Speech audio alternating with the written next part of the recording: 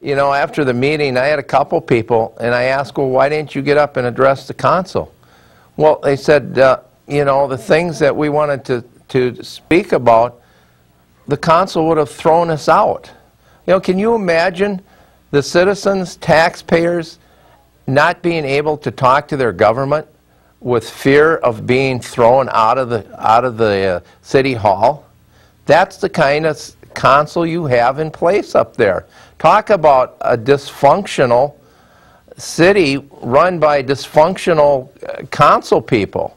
And to the extent that the bureaucrats run the place, and you know, you heard the chairperson there saying, Rosbach, telling us that a 5% increase in your tax load by the city is no big deal. Just, you know, come on, folks.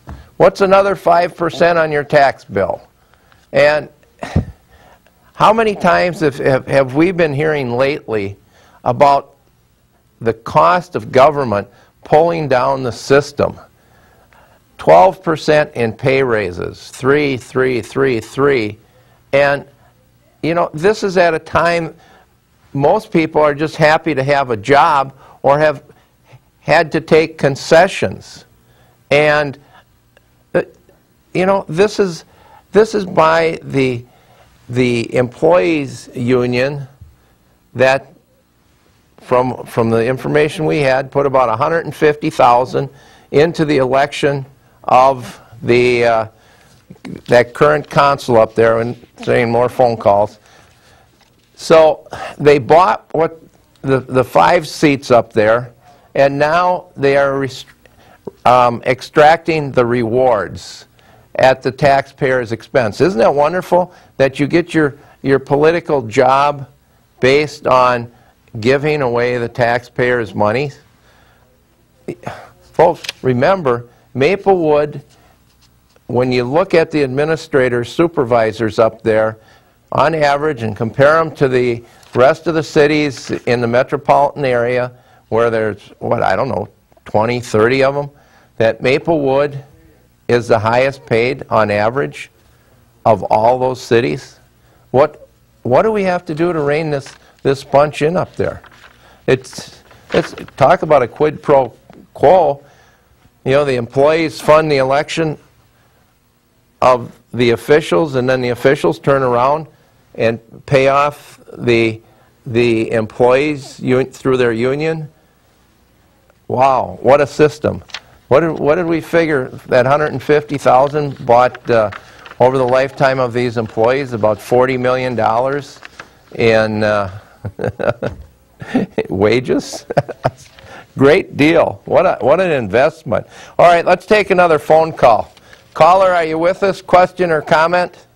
Comments, Bob, and this is the most famous man in Maplewood. Thanks. I wanted to tell you that I got that sign on the back of my fence out there that says "Seed from Maplewood," and the other sign talks about limited free speech in Maplewood. And more people have been calling me on that sign out there and commenting that they feel urgency that our city is changing so drastically, and it's all for the worse, nothing for the better. And we have a city council that is taking and wants to take, and they do not want to serve the people. That's what they're up there for. They're to serve the people in Maplewood, and they're taking from the people in Maplewood.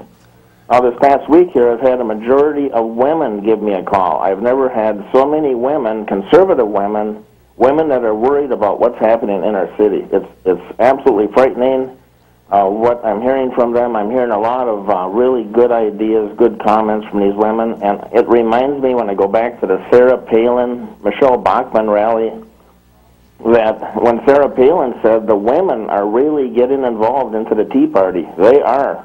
And the men, they got to start rising up and supporting the women, because they are doing all the talking, and they are really right in what they've been telling me and calling me on the phone. Well, so, to that end, people, just when you're driving south on McKnight, and before you get to Maryland, on your right side, that would be on the west